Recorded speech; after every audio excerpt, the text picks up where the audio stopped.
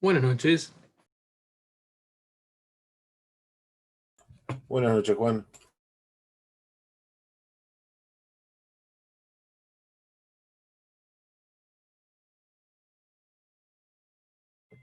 Hola Juan, hola Leo. ¿Cómo andas, Adri? ¿Todo bien? Hola, Adriana, ¿cómo andas? ¿Por qué no los estoy viendo? No, yo estoy, no me Hoy está sin fondo. limpié la, bueno, me tienen que decir si salgo bien porque limpié el coso con alcohol, Leo. Muy bien. Ahí está, mirá. Se ve Bien, bastante mejor. ¿viste?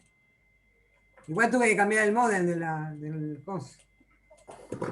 Tuve que cambiar el modem de Telefónica. Sí, yo llevo dos modem durante la pandemia de Fivertel. Ah, ¿viste? Sí, parecemos unos tragas, los únicos que entramos fuimos nosotros, ¿no? Es que si entraba ahora o me empezaba con el vino, así que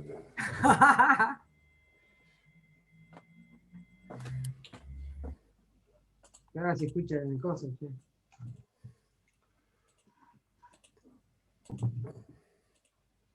Ah, igual hay muchas, pero son cobardes y no se ponen.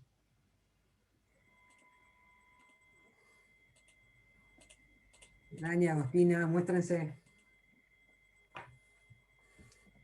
Yo te pongo mi cara, pero ya la conoces. No es mucha novedad. No me olvido más de vos. Igual no te parece mucho a tu papá, ¿eh?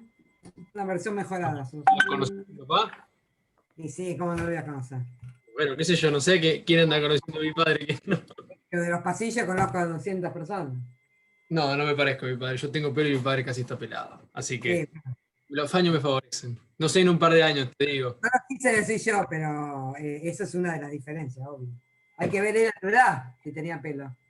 Él a mi edad era bastante. Yo igual salí mucho el hermano de él, así que Ah, bueno, medio no sospechoso. veo un futuro parecido a mi padre. Es una virtud, pero bueno. Si saliste parecido a los hermanos, yo sospecharía. Ten Y cuidado. no sé. ¿Viste No, cómo es? Un vino de más, ¿no es cierto, Leo? No, un chiste, un chiste. no, a mí, aléjenme de esta discusión, yo no tengo nada que ver. No, era una broma, los Juancitos. Soy muy de hacer esos chistes yo. Lo que pasa es que acá de esta manera no me pueden Igual conocer. ha sido chiste en alguna reunión familiar cuando me ven al lado y digo. Ah, ¿viste? Ah, Es como sí. yo, pero con 30 kilos de más o menos.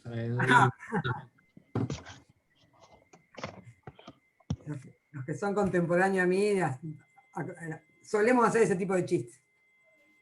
Pero hay que Mirá, tener cuidado. Adriana, que mañana te llega una demanda a la puerta de tu casa. Bueno, a ver quién es habilitado para darme una mano para defenderme. Sí, olvídate. Se me viene la de los pañuelos verdes, violeta. ¿Qué va a ser? Hay que adaptarse a todo, chicos. No entremos en ese tema que ya discutimos en filosofía con Juan con esto, por eso. Ay, sí. Qué picante que estuvo esa vuelta, qué bueno que estuvo. Es que hay como Estuvo bien. muchas vertientes de todo ahí, te cuesta adaptar. Encima Leo se fue del otro lado, todo lo contrario a su pensamiento. Hay que ponerse del otro lado, ¿eh? Pero claro, el tema es ese. Defender la causa ahora se te complica. Pero no sé si porque estás a favor o no, es porque en nuestra época era así, o sea, no había mucho para elegir. Eras o no eras, te veían bien, te veían mal, en cambio ahora le empiezan a como interpretar todas las cosas. La famosa palabrita esa se autopercibe, en nuestra época no existía. ¿No? Era lo que la naturaleza te dio, ni más ni menos que eso. También es muy generacional, también es como lo mira la sociedad hoy en día. Yo creo que yo Ah, soy un chico del siglo XXI y yo tengo una percepción donde esas cosas no me llaman la atención, no me los planteo como cosas, así como situaciones, o respetar lo que el otro decide sobre su integridad, sobre su cuerpo, sobre sus cosas, no me lo planteo como una cuestión donde yo pueda tener incidencias, como que no me parece, no me siento, digamos, en una situación de tener que pensarlo, me surge naturalmente, como estoy acostumbrada a esta nueva sociedad que vivimos un poco. Más allá de que hay cosas que comparto y cosas que no, lo soy que una pasa persona. es que el problema nuestro es que nosotros venimos de escuchar un montón de cosas y ahora todo lo que escuchamos hasta ahora está todo mal. De ahora en adelante hay que escuchar 200 cosas nuevas. Entonces como que se te chocan los conocimientos, ¿no? En cambio, ustedes dentro de todo ya vienen con toda esa información.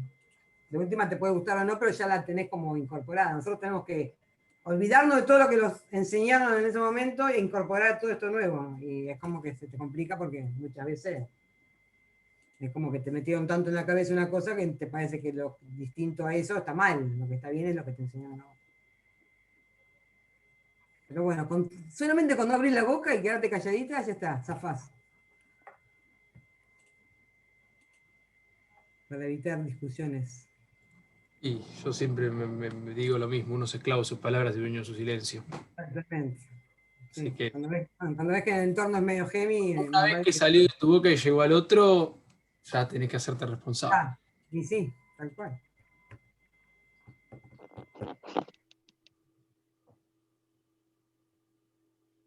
Hola, buenas noches. ¿Cuándo, Hola, Sana? Anita. Estamos debatiendo acá. No sé, pero se ve todo oscuro en mi pantalla, no sé por qué. No, yo estoy espléndida. Me dijeron los chicos que salgo re bien. Así que Sí, espléndida está. gracias, Ana. Limpié el coso en la cámara, todo. Me bañé, Ahí todo. lo quiero, profe. Acá dice quitar video, pongo. A ver ahí. Capaz que. Buenas tardes, profesor. Buenas noches. Hola, ¿cómo les va? Buenas. ¿Cómo andas, Carlos? Buenas ¿Cómo noches. andan? ¿Bien? Buenas noches, doctor.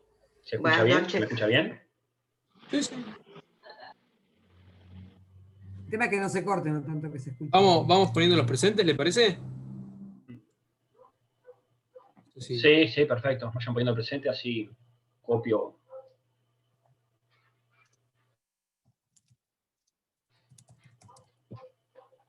¿Por qué decía que se cortaba, Murilo? ¿Se está cortando las clases? Como soy una alumna muy aplicada, ya estoy leyendo, escuchando su clase del mes de mayo. Y justo muchos de los chicos le decían, se corta, puede repetir. ¿Recursos? Sí, señor. Pero no voy a En una decir clase dónde- anterior que había grabado el cuatrimestre pasado se cortaba mucho, había muy mala señal de internet. Ah, Entonces la clase no salía bien. no salió muy bien. y los Si alumnos- sabía, mandaba eso otra vez y ya está. No, No, ya la Perdón. borraron, parece. está muy feo, sí. Ah, sí. La borraron por inentendible. Bien, bien. ¿Qué nos toca ver hoy? ¿Alguno sabe? Recursos extraordinarios. Hoy vamos a arrancar. Voy a terminar que pongan todos.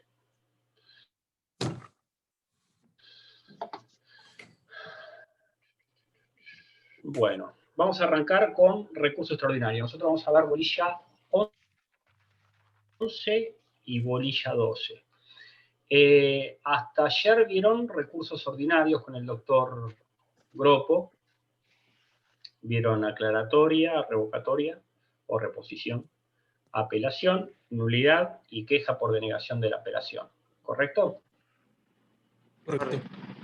Terminamos con queja y vimos nulidad la comparación con el recurso. La comparación no, que está incluida dentro del recurso de apelación.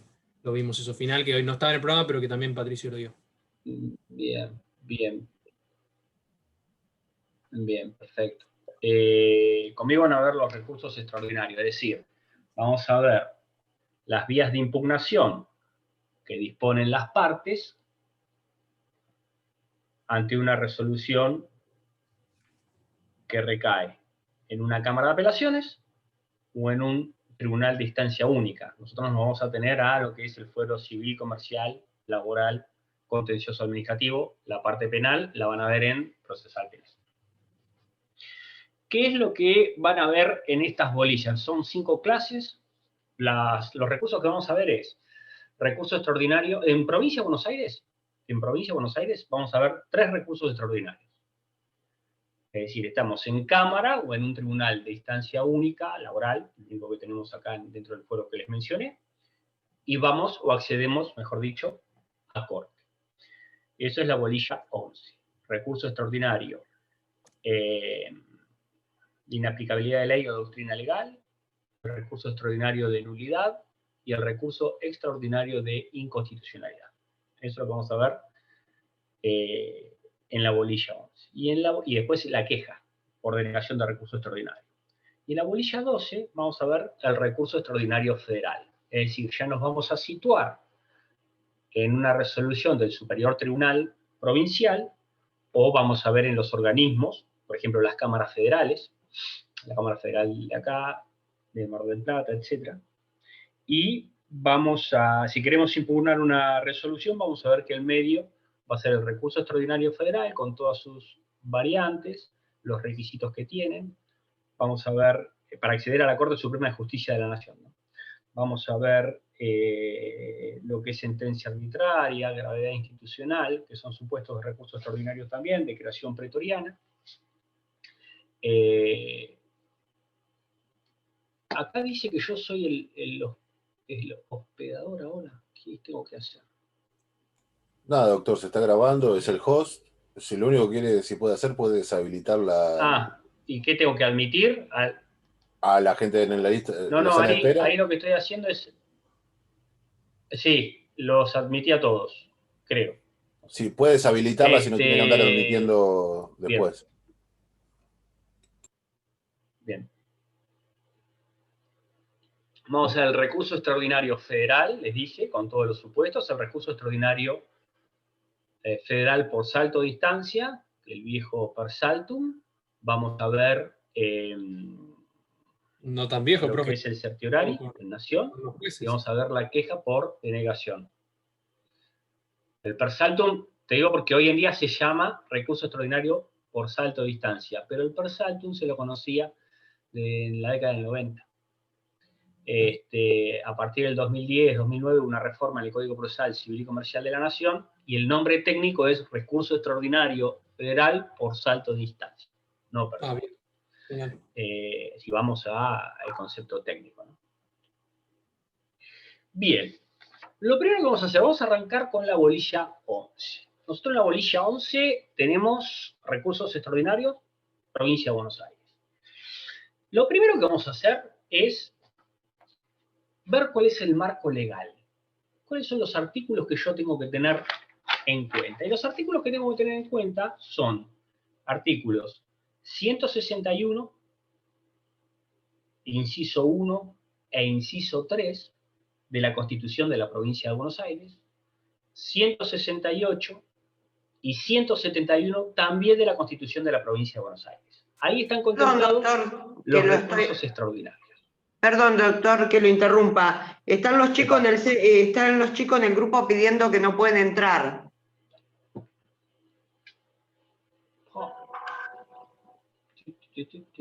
Hay 4 personas más ahora. Si quiere puede apretar estoy admitiendo. participantes. Dice que se desactivar la sala de espera, si no. Claro, eso le iba a decir. En los 3 puntitos puede dejar la sala abierta a espera. A ver. ¿Puede repetir los artículos? Qué fácil que para usted.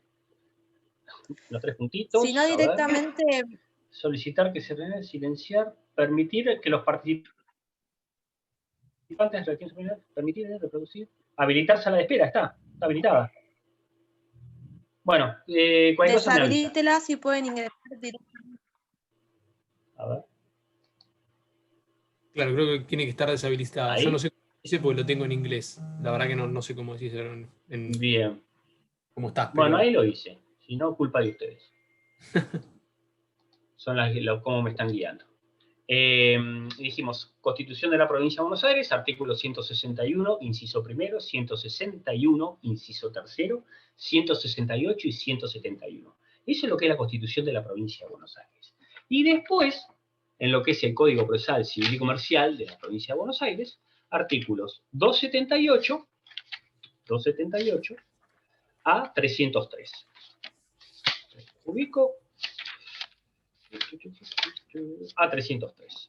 Eso es el marco legal, el marco normativo que ustedes van a tener en cuenta cuando estudian recurso extraordinario en Provincia de Buenos Aires. Todo lo que es recurso extraordinario, nación y provincia, debe ser de lo más simple para estudiar. ¿Por qué? Porque a diferencia de otros recursos, no hay variación de plazos, requisitos para uno, una tramitación diferente. En realidad hay uniformidad en todo lo que es cuando ustedes estudien el recurso extraordinario. Pero son muchos puntos que tienen que tener en cuenta.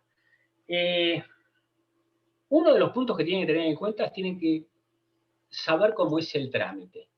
Es decir, después nos vamos a introducir en cada uno de los conceptos. ¿Qué pasó? En el grupo están pidiendo para entrar. Pero van a tener que venir antes, ¿eh? ¿Y dónde era esto? No, pero no tengo nada, ¿eh? Si No tiene nada. puse lo que ustedes me dijeron. Sí, pueden ingresar Puse lo que ustedes me directamente. dijeron, de habilitar la sala de espera. Sí, sí, sí. Bueno, sigamos. Entonces, tienen que ver cómo es el trámite. Tienen que ver cómo es el trámite. ¿Por qué les digo esto? Porque es un trámite que escapa un poco a lo que ustedes están acostumbrados a ver. Ustedes los recursos que han visto, por ejemplo, aclaratoria, hay un concepto oscuro, una omisión, interponen un recurso que no cambia la sustancia de la resolución para que aclare algún concepto, ¿no? No hay sustanciación ni nada, ¿no es cierto? Cuando vieron revocatoria o reposición, ustedes interponen el recurso fundado y solamente hay sustanciación cuando la resolución que ustedes impugnan proviene de un pedido de la otra parte. Si es de oficio o de un pedido mío, no hay sustanciación, ¿no? Después vieron el de apelación. El de apelación lo que vieron, ya sea cuando se otorga libremente o en relación, si es libremente, interponen el recurso, va a cámara, ahí lo que hacen es acompañar ¿cómo es? La expresión de agravios. El memorial me sale, pero el memorial es en relación. La expresión de agravios se da traslado y después resuelve cámara. Cuando es en relación, la sustanciación del recurso se da en primera instancia, es decir, la interposición y la sustanciación. Y después se eleva a cámara y resuelve. Bueno, los recursos extraordinarios en la provincia de Buenos Aires tienen otra modalidad. Yo les voy a decir en 3 minutitos cómo es el trámite para que ustedes lo tengan presente en función de después ir desarrollando el tema. ¿Está? Ustedes interponen el recurso por escrito, con copias, cumpliendo todos los requisitos que establece la ley ante el tribunal que dictó la resolución. ¿Está?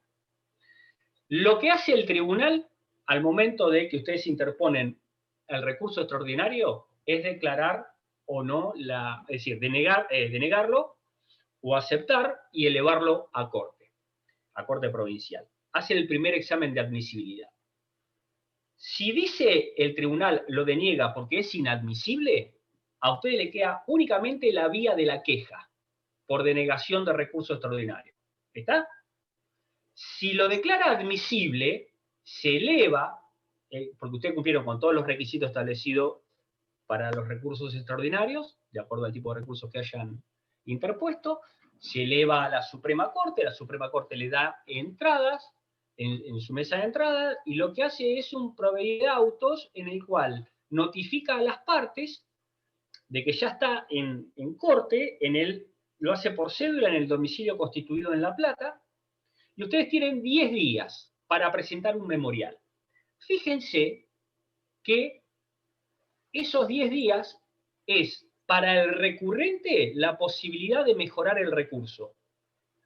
Para el recurrido es la posibilidad de decir algo, porque en cámara no lo hizo. Es decir, no es cuando interpusieron el recurso le dieron traslado a ustedes, no. Primero declaran o no la admisibilidad, y si lo declaran la admisibilidad, va a corte. Corte lo que hace es notificar este proveedor de autos, y las partes recién ahí, en el plazo de 10 días, pueden adjuntar los memoriales. Lo que no significa que el recurso que ustedes interponen en cámara no sea fundado. Ustedes lo tienen que fundar. Lo hacen por escrito y fundado, y debe bastarse a sí mismo. ¿Está? Pero pueden mejorar. Eso solamente para para el recurrente, para quien interpone el recurso. Para el otro es la oportunidad que tienen de justamente contestar lo respectivo. Son cargas que tienen. En función de eso, luego la causa se le hace un doble examen de admisibilidad, el segundo examen de admisibilidad lo hace la Corte, si lo declara admisible, empieza el estudio para expedirse sobre el fondo del asunto a través del acuerdo, después del dictado de la sentencia, etc. Ese es el mecanismo.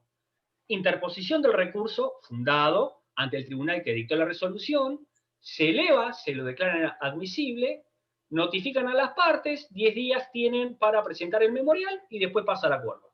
¿Está? Ese es el trámite. Y ustedes me dirán, pero doctor, en Cámara o en el Tribunal de Instancia Única, ¿no lo presentan con copia? Sí. ¿Y para qué si no hay traslado? Porque es un requisito. Entonces ustedes pueden tener la copia desde antes. ¿Está? Bien. Dicho esto, para que vean cómo es el trámite, vamos a empezar a hablar de los recursos extraordinarios en la provincia de Buenos Aires. El primer punto que ven en la bolilla 11 es casación positiva y negativa de la Corte. Enumeración, fundamentos constitucionales. Cuando habla de fundamentos constitucionales, habla de en qué normativa de la Constitución de la provincia se encuentran situados los recursos y cuáles son los fundamentos de por qué están estos recursos. Y después habla de caracteres y requisitos comunes y el recurso indiferente. ¿Tá? Eso dice el punto 1. ¿Qué significa esto de casación positiva y casación negativa? Bien. Nosotros dijimos 3 recursos establecidos en la Constitución de la Provincia de Buenos Aires. El de inaplicabilidad de ley o doctrina legal,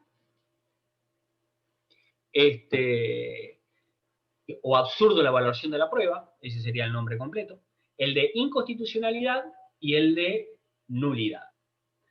El de inaplicabilidad de ley o doctrina legal está establecido en el artículo 161, inciso 3, en el cual dice que la Suprema Corte de Justicia tiene las siguientes atribuciones. Inciso 3, conoce y resuelve en grado de apelación de la aplicabilidad de la ley en que los tribunales de justicia en última instancia funden sus sentencias sobre la cuestión que por ella deciden, con las restricciones de las leyes de procedimientos se establezcan a esta clase de recursos.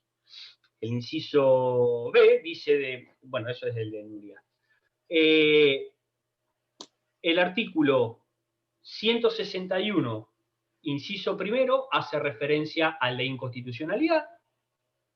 Ejerce la jurisdicción originaria de apelación para conocer y resolver acerca de la constitucionalidad o inconstitucionalidad de leyes, decretos, ordenanzas, reglamentos que estatuyan sobre la materia regida por esta Constitución y se controvierta por parte interesada. Y el artículo 163, inciso 3b, más 168 y 171, hace referencia al recurso extraordinario de nulidad. ¿Está? Ese es el marco legal. ¿Cuál es el fundamento? ¿Y qué es esto de casación positiva y casación negativa?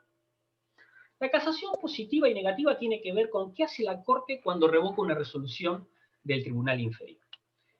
En 2 de los supuestos, en el de inaplicabilidad de ley, por ejemplo, ejerce una casación positiva. Y únicamente ejerce la casación negativa en el de nulidad. ¿Está? ¿Qué significa esto de casación positiva y casación negativa? La casación positiva es que si la Corte, declarado admisible el recurso por los 2 tribunales que hacen el doble examen de admisibilidad, y además procedente, revoca lo resuelto por el tribunal inferior y dicta sentencia. Eso es casación positiva. Es decir, revoca, anula y dicta sentencia.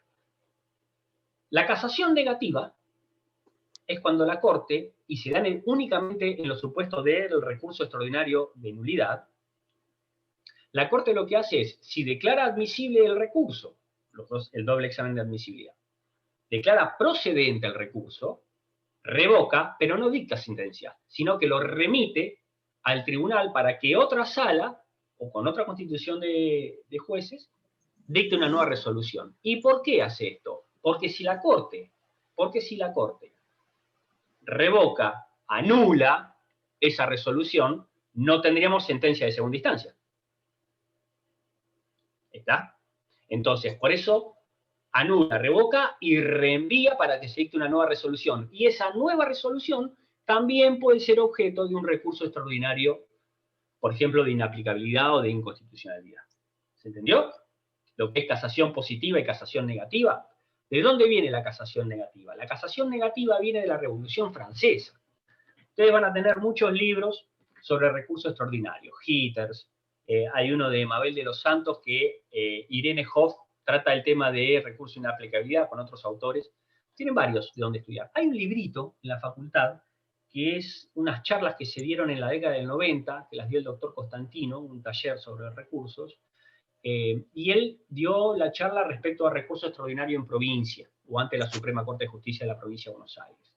Y él decía que la casación, ahí en ese libro dice que la casación negativa tiene su origen en la Revolución Francesa. ¿Por qué? Porque luego de la Revolución Francesa, para individualizar a los jueces que pertenecían a una ideología diferente, se constituyó un cuerpo, un órgano legislativo de casación que lo que hacía era ver si esas sentencias aplicaban estos principios de la revolución. Estaba compuesto por legisladores. Si esa sentencia no aplicaba estos principios de la revolución, como eran legisladores no podían dictar sentencia. Entonces anulaban el fallo y lo reenviaban a un órgano jurisdiccional para que dicte sentencia. Ese es el origen de la casación negativa. Actualmente, la Corte de Provincia, la casación negativa es revoca, anula el fallo y reenvía para que ese órgano jurisdiccional inferior a ella dicte una sentencia y haya, si es Cámara, una doble sentencia o una sentencia si es un tribunal de instancia única. ¿Se entendió el por qué? Bien. ¿Cuáles son los fundamentos constitucionales de los recursos extraordinarios? Y son dos. Son muy similares tanto en provincia como en nación. ¿Quién es el máximo órgano jurisdiccional de la provincia de Buenos Aires? La Suprema Corte. La Suprema Corte de Justicia de la provincia de Buenos Aires, que es la guardiana de la Constitución provincial.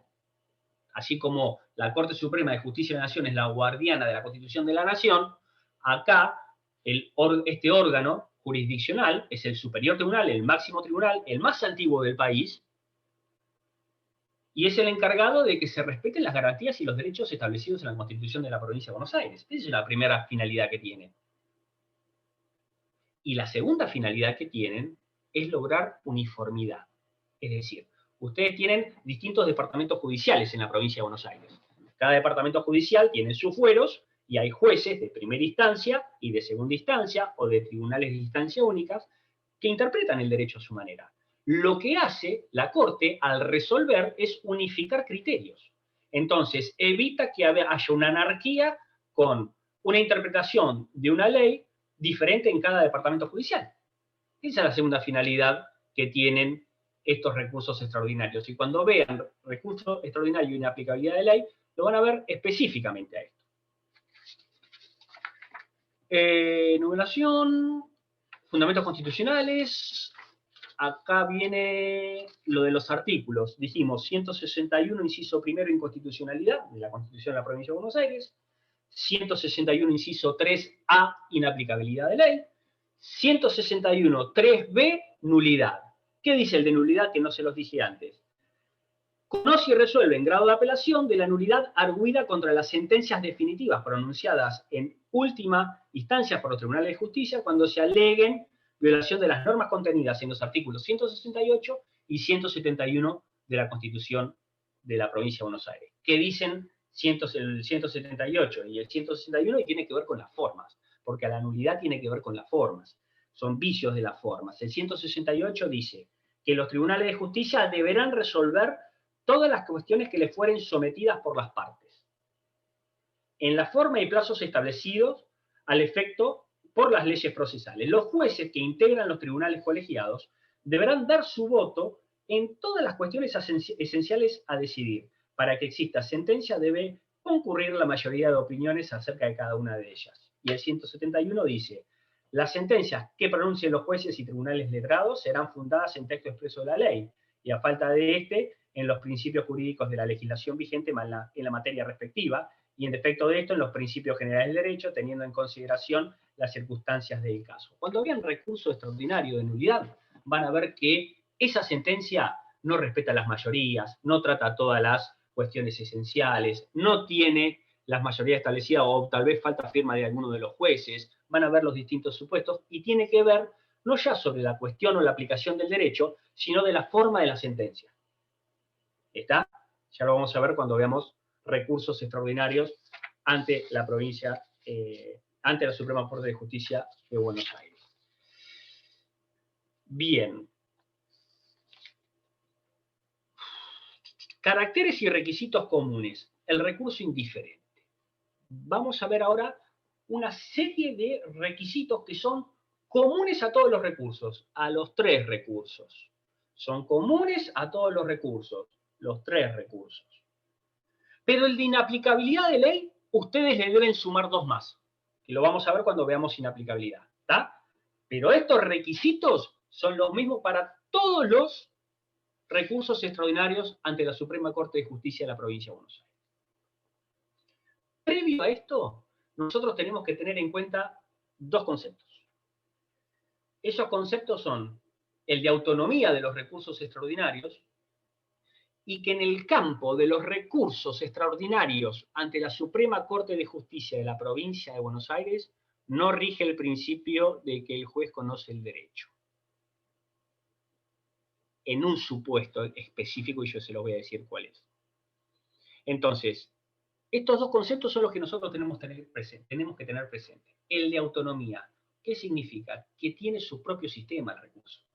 Que el recurso se vale y se abastece a sí mismo. Y que no importa si es un proceso sumario, sumarísimo, un amparo, un ordinario, los plazos son de 10 días. Un ejecutivo, los plazos son de 10 días y los requisitos son esos. ¿Está? Los que ustedes van a ver en las prescripciones legales. Y en lo que respecta al concepto que ustedes tienen que tener presente de que el juez no conoce el derecho, el iuria novit curia, el doctor Costantino lo explicó siempre así, y me parece que es fenomenal la explicación. Hay 3 enfermedades. Cada enfermedad tiene su remedio. Si vos utilizás un remedio para una enfermedad que no va, te rechazan el recurso. Eso es lo que se entiende. Cuando el supuesto es de inaplicabilidad de ley, el recurso que va es el de inaplicabilidad de ley. Y si ustedes hacen valer eso a través del de inconstitucionalidad, por más que tengan razón, se lo van a rechazar. Esos son los 2 conceptos que tienen que tener presente. Autonomía y que el juez, en el supuesto de los recursos extraordinarios ante la Suprema Corte de Justicia, si le pifian al remedio, se lo declaran inadmisible, en realidad no improcedente, sino inadmisible. Y un tercer concepto que quiero que tengan en cuenta.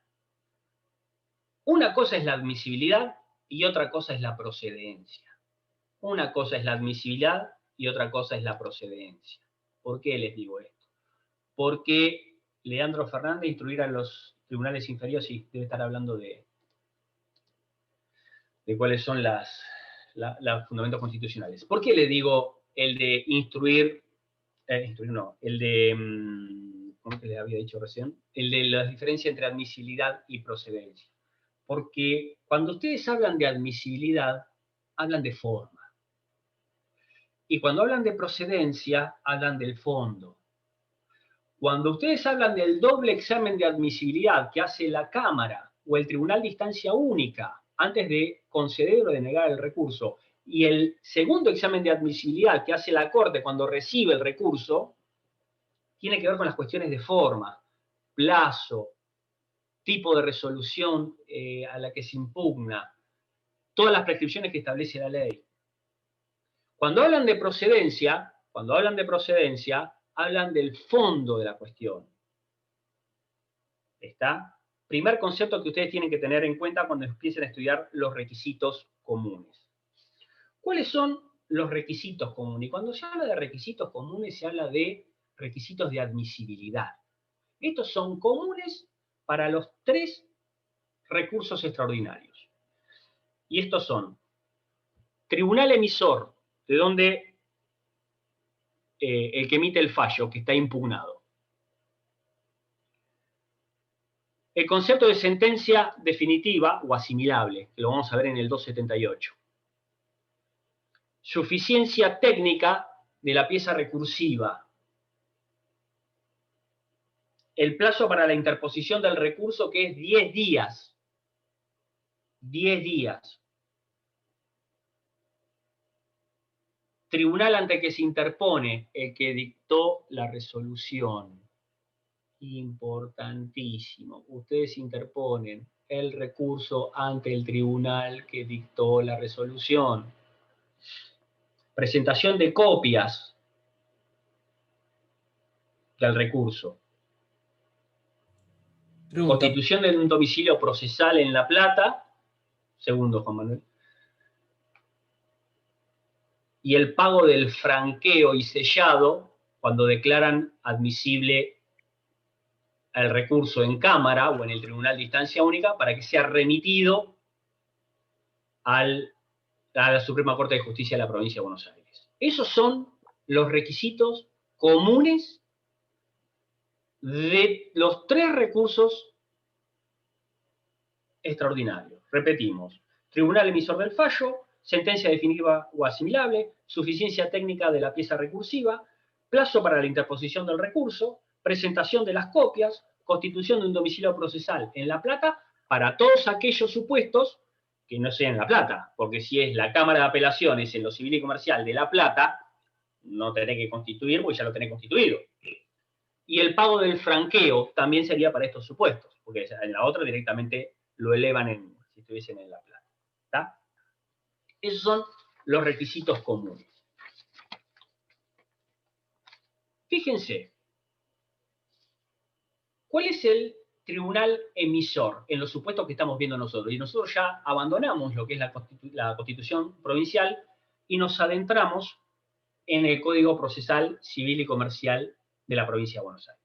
Y ustedes tienen que arrancar con la lectura del artículo 278. Y en el artículo 278 establece cuál es el tribunal emisor. Y el tribunal emisor es las cámaras de apelaciones de los distintos departamentos judiciales o los tribunales de instancia única. Ese es el tribunal emisor. El segundo era sentencia definitiva o asimilable. Si ustedes leen el artículo 278, fíjense lo que dice el último párrafo. El último párrafo del 278 dice: a los efectos del recurso se entenderá por sentencia definitiva la que, aun recayendo sobre cuestión incidental, termina la litis y hace imposible su continuación. Es decir, cuando ustedes piensen en sentencia definitiva, cuando hablen de recurso, no piensen en la del 163 únicamente, que es la que pone fin al litigio en primera instancia, la que resuelve. No piensen solamente en esa, porque también puede haber cuestiones incidentales que terminan la litigio. El tema es si yo la puedo continuar, si se aparece otra oportunidad dentro del proceso o con posterioridad o en otro proceso para que yo pueda discutir la cuestión. Por ejemplo, ustedes vieron demanda y contestación ya, ¿no es cierto? Es decir, ustedes vieron de la bolilla 1 a la 9 todo el trámite en primera instancia. Y ahora, de la 10 a la 12, ven todo el trámite en instancias superiores, ¿no es cierto? Bueno, cuando ustedes vieron bolilla, creo que es la 5, sobre contestación de demanda, vieron excepciones, ¿no es cierto? Vieron excepciones. Bueno, una de las excepciones que pueden oponer es la de prescripción. Entonces no abordarían el fondo del asunto, sino esta cuestión a fin de si continúa o no el proceso. Si resuelve y hace lugar a la prescripción, eso sería una sentencia definitiva asimilable. ¿Está? Lo mismo, si hay algo que ustedes tienen que aprender, es que nosotros esto es lo que vamos a leer, esto es lo que vamos a estudiar, esto es lo que ustedes tienen que saber para el ejercicio de la profesión, pero la Corte, cuando le interesó entender en un tema, lo trata. Porque con lo que yo les acabo de decir, sentencia definitiva o asimilable y el 278 me dice, aún recayendo sobre cuestión incidental, termina la litis y hace imposible su continuación, ¿por qué trata temas de medidas cautelares a veces la Corte? Si la medida cautelar puede ser modificada, es mutable, o por qué trata sobre juicio ejecutivo si yo tengo un ordinario posterior.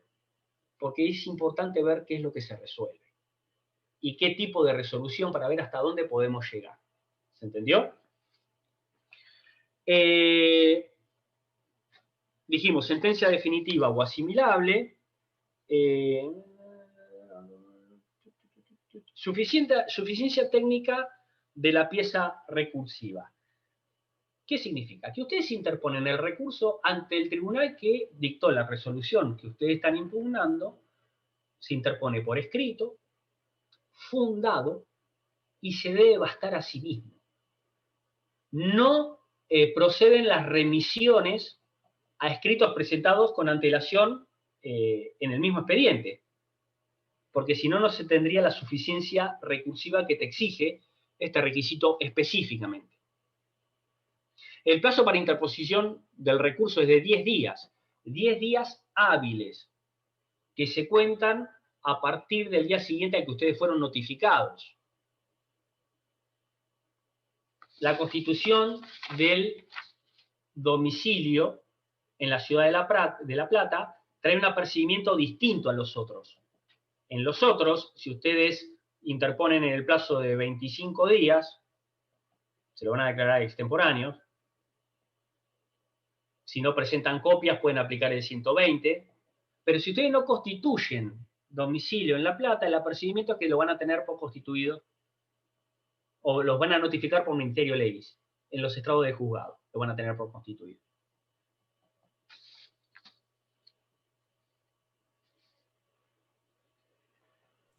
Estos son los requisitos comunes. Y los requisitos y los caracteres comunes que tienen los recursos extraordinarios ante la Suprema Corte de Buenos Aires. ¿Qué es esto del recurso indiferente? El recurso indiferente tiene su origen en la doctrina alemana. ¿Y se acuerdan lo que yo les dije recién de que el juez no conoce el derecho? Si vos le pifiás en el remedio, por más que tenga razón, no lo van a tratar porque tendría que haber sido uno de inaplicabilidad y vos le metiste uno de inconstitucionalidad y le pifiaste porque le pifiaste en el nombre y le pifiaste en el traje. No era el traje que tenía que llevar. ¿Está? Bueno, el recurso indiferente, que tiene su nacimiento en lo que es la doctrina alemana, justamente trata de evitar estos excesos formales. Y hay un principio de, en caso de duda, a favor o en beneficio del recurso, que no importa el nombre que le pongas, si el recurso, por más que adolezca de algunas cuestiones procesales, cumple su finalidad, puede ser tratado. Ese es el recurso indiferente. No importa el nombre que le pongas. Y me parece que hace más al derecho de acceso a la justicia. Me parece que está mucho más ayornado que lo que nosotros estamos viendo. Lo van a poder desarrollar o estudiar tal vez de Falcón y demás, pero más o menos los requisitos son estos, ¿viste? Son esta omisión no es óbice para tratar el fondo del asunto. Sería una cosa así. El primer recurso que ustedes van a ver es el de inaplicabilidad de ley o doctrina legal, que es el que mayor desarrollo tiene. ¿Por qué? Porque los otros dos remiten mucho al trámite de este recurso, es decir, el de nulidad y el de inconstitucionalidad. El nombre completo es recurso extraordinario de inaplicabilidad de ley o doctrina legal, y abren paréntesis, o absurdo en la valoración de la prueba. ¿Qué significa esto? Que en principio el recurso de inaplicabilidad de ley o doctrina legal, vos cuando vas a corte no vas por cuestiones de hecho y de prueba. No vas por cuestiones de hecho y de prueba, porque extraordinarios son los motivos por los cuales ustedes van a corte y extraordinarios son los recursos. Ustedes van por cuestiones de aplicación de la ley, por cuestiones de derecho. No se discuten cuestiones de hecho ni de prueba en corte, porque para eso están los las instancias ordinarias. Bueno, el absurdo en la valoración de la prueba es una creación pretoriana que admite la posibilidad de discutir cuestiones de hecho y de prueba a través del recurso extraordinario de inaplicabilidad de ley. Por eso el nombre completo que les dije recién. ¿Cuáles son los requisitos? ¿Cuáles son los requisitos del recurso extraordinario de inaplicabilidad de ley? Son todo lo que les dije, más 2. Valor o el monto del agravio, lo que sería el monto del agravio, y el depósito previo. Estos 2 requisitos pertenecen exclusivamente al recurso extraordinario de inaplicabilidad de ley y no son aplicables al de nulidad y al de inconstitucionalidad. ¿Estamos bien? El recurso extraordinario de inaplicabilidad de ley es, en cuanto a su concepto, está desarrollado entre los artículos 278 y 295. En cuanto a consulta. Su concepto es una vía de impugnación extraordinaria, en donde, sí, ¿quién me habló? Fabiola, ¿qué tal? Una consulta, ¿qué diferencia hay entre el depósito previo y el pago del franqueo de los requisitos comunes? Ahora lo vamos a ver. El depósito previo tiene que ver con el monto pecuniario, o si no tiene monto pecuniario, el litigio, y el franqueo y el sellado es lo que vos tenés que abonar una vez que te declaran admisible al recurso. Están en dos, tiene que ver con el tema de la remisión del expediente uno y el otro con la seriedad del recurso. Por eso el monto, previo. claro. Gracias. Y tiene que ver por el monto, sí, sí. Pero no es el monto del agravio, no tiene que ver con el monto del agravio, sino con un depósito previo que demuestra cierta seriedad del recurso, por lo que tenés que pagar. Bien, bien, bien, gracias. Carlos, lo que agregaste ahora fue los 2 más que agregaste sería el del monto del agravio y el depósito previo, sería el 278 y el 280 del Código Procesal. Y 280, sí. Sí. Esos son de inaplicabilidad de ley. Son exclusivos, requisitos exclusivos del de inaplicabilidad de ley o doctrina legal. ¿Qué discuto yo a través del recurso extraordinario de inaplicabilidad de ley o doctrina legal? Justamente la errónea aplicación de la ley o de la doctrina legal de la Corte. Hay una errónea aplicación o una violación a lo establecido por la ley. Esos son los 2 motivos. Es decir, ustedes van a ver que dentro del recurso extraordinario de inaplicabilidad de ley van a ver violación a la ley o doctrina legal de la Corte, errónea aplicación de la ley o de la doctrina legal de la Corte, absurdo en la valoración de la prueba, o cuando hay una cuestión federal que nosotros, como tenemos que llegar a Corte de Nación, debo pasar previamente por el Superior Tribunal de Provincia, conforme los casos Strada y Di Maggio. Entonces, generalmente, dentro del recurso extraordinario de inaplicabilidad, vamos a ver todos esos supuestos. Pero está pensado en función de que la Corte pueda controlar cómo aplican el derecho los tribunales inferiores, o la doctrina legal emanada de ella. ¿Está? Cuando uno habla de doctrina legal, es la doctrina legal emanada de la Corte, no la doctrina de los autores que ustedes quieran, Bossaini, Falcón, Brisolí en el área laboral, o Ackerman, no, sino de la doctrina de la Corte, que es esa doctrina que emana de las distintas resoluciones concordantes de la Corte, en la cual establece una interpretación jurídica, ¿correcto? Es lo que la Corte entiende cómo se debe aplicar el derecho en este supuesto. Entonces, los supuestos que abarcan este recurso es errónea aplicación de la ley o de la doctrina legal. Cuando hablo de la ley, cualquiera, leyes provinciales, reglamentaciones, ordenanzas, etc. dije violación de la ley, el fallo violó la ley, o el fallo violó la doctrina legal, el fallo impugnado, o el fallo aplicó de manera errónea la ley, o de manera errónea la doctrina legal, o hay un absurdo en la evaluación de la prueba, o hay una cuestión federal que nosotros venimos acarreando desde instancias inferiores. ¿Cómo es el trámite? Ustedes para eso tienen que estar a lo que establece el artículo 278. Dijimos, del 278 al 295 es recurso extraordinario de inaplicabilidad de ley. El 278 habla de resoluciones susceptibles, requisito común, sentencias definitivas o asimilables a tal, emanadas de los tribunales de instancia única o de las cámaras de apelaciones. ¿Está? Pero sí tiene un tema, el 278, que es muy interesante, que habla del valor del agravio. Esto se modificó. Si ustedes tienen un código viejo que habla del monto del litigio, está mal. Es valor del agravio. No el valor del juicio, sino del agravio. ¿Está? Que son dos cosas diferentes. Dice el 278, el recurso extraordinario de inaplicabilidad de ley o doctrina legal procederá contra la sentencia definitiva de las cámaras de apelaciones y de los tribunales colegiados de instancia única, siempre que el valor del agravio exceda la suma equivalente a 500 ius arancelarios.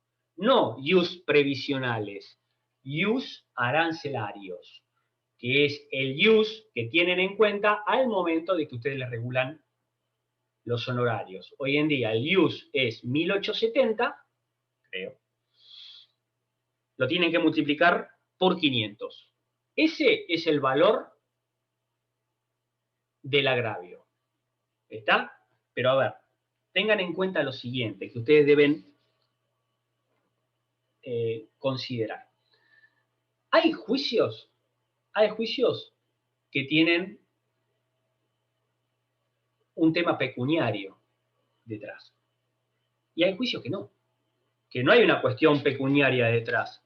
Puede ser que el valor del litigio, dice, fíjense el 280, el segundo párrafo, dice, si el valor del litigio fuera indeterminado o no susceptible de apreciación pecuniaria, es decir, ustedes tienen dos tipos de procesos, los que son susceptibles de apreciación pecuniaria y los que no son susceptibles de apreciación pecuniaria, que también ahí, por más que no sean susceptibles de apreciación pecuniaria, puede haber una errónea aplicación de la doctrina legal de la Corte o de la ley. Entonces ahí no vamos a tener el valor del agravio. ¿Se entendió lo que digo? ¿Se entiende lo que dije?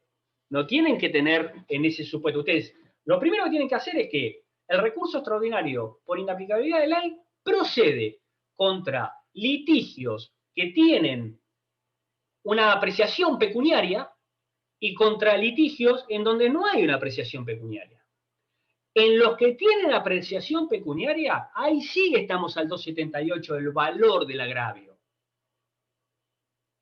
En el otro que no tiene apreciación pecuniaria, no va a haber valor del agravio o monto del agravio, porque no tiene apreciación pecuniaria. Ahora, ¿significa que no puedo ir por inaplicabilidad de ley? No, nada que ver.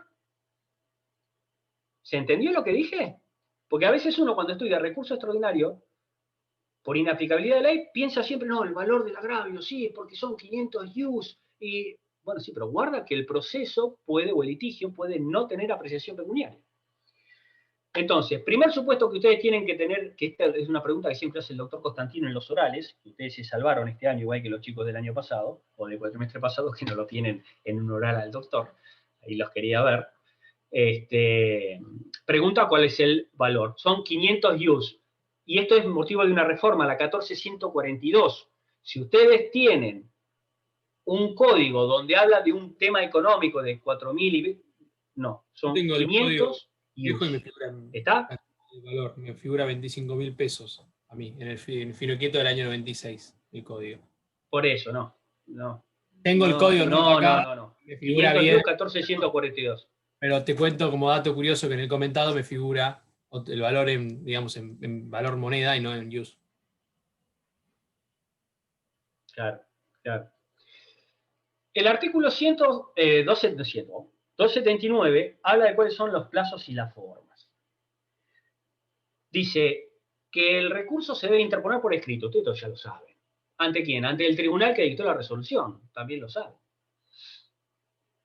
Y dice que haya dictado una sentencia definitiva y dentro de los 10 días tienen por escrito ante quién y cuál es el plazo. Recuerden, los 10 días son hábiles, contados a partir del día siguiente hábil a la notificación. ¿En qué se fundan? Y es lo que hablábamos recién cuando hablábamos del concepto de inaplicabilidad de ley. Dice, son las siguientes causas. Primero, que la sentencia haya violado la ley o la doctrina legal. Es lo que dijimos recién. Que la sentencia haya aplicado erróneamente la ley o la doctrina legal. ¿Está? Es el inciso 2. Ustedes con lápiz, pongan los otros dos supuestos que yo les dije, que son de creación pretoriana. El absurdo en la valoración de la prueba y cuando hay una cuestión federal detrás. Agréguenlo. No solamente por violación o errónea aplicación de la ley o de la doctrina legal. Dice el último párrafo, el escrito por el que se deduzca deberá contener, en términos claros y concretos, la mención de la ley o de la doctrina que se repute violada o aplicada erróneamente en la sentencia, indicando igualmente en qué consiste la violación o el error. Esos son los requisitos que ustedes tienen que tener presente. Esencial. ¿Cuándo procede? Acá ustedes en un punto dice concepto que nosotros ya vimos, procedencia. Cuando habla de procedencia, los 4 supuestos que les dije. ¿Está? Los requisitos de admisibilidad, los que les dije que son comunes, más los 2. El monto del agravio y depósito previo. El monto del agravio lo vimos en el 278. El depósito previo lo vemos ahora en el 280. Recuerden, monto del agravio siempre y cuando el litigio sea de apreciación pecuniaria. ¿Está? Los que no son de apreciación pecuniaria también pueden ser las resoluciones que recaigan en él objeto de impugnación por un recurso extraordinario de inaplicabilidad de ley. ¿Se entendió? Artículo 280, recontra súper importantísimo, así les digo, recontra súper importantísimo. ¿Por qué? Porque habla del depósito previo. ¿Y qué es lo importante del depósito previo? Que pregunta muchas veces el titular. ¿Cómo es el trámite del depósito previo? ¿Cómo se debe hacer? ¿Qué pasa si el depósito previo no se adjuntó? Si es insuficiente. Eso es lo que nosotros tenemos que tener en cuenta. Para eso hay que leerlo y completo el artículo. Dice, el recurrente, al interponerlo, artículo 280, ¿al interponer qué? Al interponer el recurso extraordinario, acompañará un recibo del Banco de la Provincia de Buenos Aires del que resulte haberse depositado a disposición del tribunal que pronunció la sentencia impugnada, una cantidad equivalente al 10% del valor del litigio. 10% del valor del litigio. Recuerden, si es un litigio de apreciación pecuniaria, uno de los requisitos es que el monto del agravio sea de 500 ius. 278. Equivalente, exceda la suma equivalente de 500 ius. Pero el depósito previo, ahí sí está el valor del litigio. ¿Se entiende? El requisito del monto del agravio es una cosa. El depósito previo hace referencia al valor del litigio. Dice que pronunció la sentencia impugnada una cantidad equivalente al 10% del valor del litigio, que en ningún caso podrá ser inferior a la suma equivalente de 100 ius arancelarios, ni exceder de la equivalente a 500 ius. Ahí te da el tope. Ahora bien, depósito previo. Valor del agravio. Bien, tengo 2 tipos de litigio, dijimos, de apreciación pecuniaria y otro que no. Bien. Los de apreciación pecuniaria, ¿qué requisitos tienen? Todos los comunes que vimos hoy, más valor del agravio, más depósito previo. Es decir, que el valor del agravio excede a 500 ius y el depósito previo tiene que ir entre el 10%, que dijimos, bueno, entre 100 y 500, etcétera, lo que vimos recién. Los litigios que no tengan apreciación pecuniaria no deben cumplir con el requisito del monto mínimo del agravio, pero sí con el depósito previo. ¿Y cuál es el depósito previo? 100 use arancelarios, el mínimo del otro. ¿Se entendió esto? Sí, se entendió, pero no me dan las cuentas. O sea, no sé si entendí bien las cuentas matemáticas. Si el depósito mínimo es 100, pero puede ser que el monto del litigio sea de 500 use. Entonces, al ser el 10%, no va a poder ser el mínimo de 10. El mínimo de 100, perdón. Pues te va a dar 93.000 y pico, pero no te llega a olvides ser. que te estoy hablando de la diferencia. No sé si me expliqué yo. No, vos sabés que no, che. Yo lo que te digo es depósito previo. Bien, son dos requisitos lo del recurso extraordinario de inconstitucionalidad. Monto mínimo del agravio y depósito previo. ¿Está? Monto mínimo del agravio, 500. Excede a 500 use arancelarios. ¿Está? Solamente se aplica a los litigios que tienen apreciación pecuniaria. ¿Está? Los que Sí, tienen bien. apreciación pecuniaria deben cumplir con monto mínimo del agravio y con depósito previo. ¿Está? Bien. Sí. Monto mínimo del agravio, 500 use. El monto debe ser del agravio, exceder a 500 use. El depósito previo te da un porcentaje. Es decir, dice equivalente, una cantidad equivalente al 10% del valor del litigio, que en ningún caso podrá ser inferior de 100 use arancelario, ahí te da el mínimo, ni exceder de la equivalente a 500 use. Es decir, el depósito te va a dar eso. Claro, yo lo que iba es que ese ¿Entiendes? 10%, muchas veces, del 10% del monto del litigio, no llega a cubrir esos 100 use arancelarios. Por ejemplo, que sea de 501 use el monto del litigio. Por eso, tenés que llevarlo sí o sí a 100. por eso mismo, el mínimo, si no llegás, el depósito previo lo tenés que llevar a 100. Porque hace Claro, la por más que no sea el seguridad 10%. Exacto. Vos fíjate que el que no tiene apreciación pecuniaria, que es el segundo párrafo, también te pone el de 100. Es decir, este litigio no tiene apreciación pecuniaria, así que no cumplo con el agravio. ¿Está? Pero sí tengo que cumplir con el depósito previo. Perfecto, perfecto. Me queda esa diferencia, pero siempre el mínimo es 100. El monto. Exactamente. Genial. Joaquín Muchas Vidal, gracias. el monto del agravio sería, perdón chicos, no, por favor. Son 187.000 pesos la mínima y 935.000 el máximo.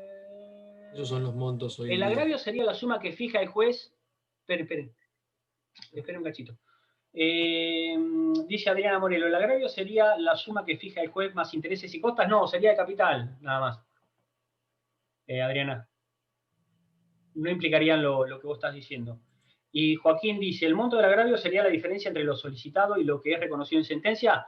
Sí, Joaquín, es el agravio. Digamos, ustedes saben que yo, además de los requisitos que di, todos los recursos, ordinarios, extraordinarios, tienen requisitos comunes, que tienen que ver con el interés, que tiene que ver con el agravio. Bueno, el agravio es justamente lo que a vos te causa un gravamen. Y sería esa diferencia, Joaquín. Bien. ¿Se entendió entonces esto de depósito? Una cosa es el valor, el monto mínimo del agravio como requisito, y otro el depósito previo. Y reitero otra vez, porque prefiero recontracansarlos y no después leer que me dicen, no, que tal cosa y esto no procede. ¿Está? Dos tipos de procesos. Apreciación pecuniaria, sin apreciación pecuniaria. Con apreciación pecuniaria, todos los requisitos comunes, más monto mínimo del agravio, más depósito previo. 278, 280 primer párrafo. Sin apreciación pecuniaria, únicamente depósito previo, segundo párrafo del 280. ¿Estamos claros? Bien. Tercer párrafo. ¿Quiénes no tienen la obligación de depositar ese depósito previo? ¿Quién podría ser? Nosotros los vimos. Cuando El vimos beneficio de litigar sin gasto. en la bolilla 3, el beneficio de litigar sin gasto. Exactamente. El beneficio de litigar sin gasto. Correcto. Esas partes están eximidas de presentar, de realizar el depósito previo. Pero veamos algo. A tener Ministerio Público, correcto. Adriana, Eso, correcto, alguna correcto. cuestión. Claro. Son los enumerados ahí en el... Si es un tema de alimentos, por ejemplo, si es un tema de alimentos. Funcionarios ¿Qué pasa públicos si yo puede llegué ser. a sentencia? Sí, también está, también está. Pero ¿qué pasa si yo llegué a sentencia y no tengo beneficio? Y no tengo beneficio. Yo tengo sentencia en el Tribunal de Instancia Única Laboral número 3. No pongamos laboral, vamos a poner un civil y comercial. Porque eso, los recursos extraordinarios tienen que pagarse otras cosas, que ya se lo voy a explicar. En una cámara, en la Cámara de Mar del Plata, llego a sentencia y no tengo el beneficio. Les dije tribunal porque se dio ahí el caso. ¿Qué ha dicho la Corte? ¿Qué ha dicho la Corte? Da un plazo de 3 meses, es decir, la interposición debe ser en tiempo, en forma, el depósito se debería pagar, con excepción de que haya iniciado el beneficio. Si ya lo tiene de manera definitiva, no se discute. Pero si lo tiene de manera provisoria,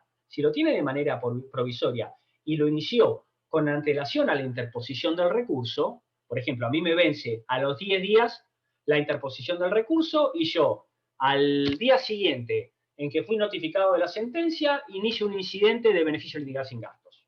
¿Está? No voy a obtener la concesión definitiva, sino provisoria. ¿Está? Bien. La Corte da un plazo, en el caso con Crosoli, de 3 meses para que se finalice ese beneficio litigar sin gastos, para ver si se concede totalmente o no. A tener en cuenta. ¿Qué pasa si yo omito el depósito? Es decir, se me vence hoy el recurso extraordinario, bueno, ahora se hace todo electrónico, ¿no? Pero en supuestos en los cuales no sería electrónico, no en supuesto de pandemia, y tengo que ir con el escrito y yo soy patrocinante letrado y voy a la Cámara, interpongo el recurso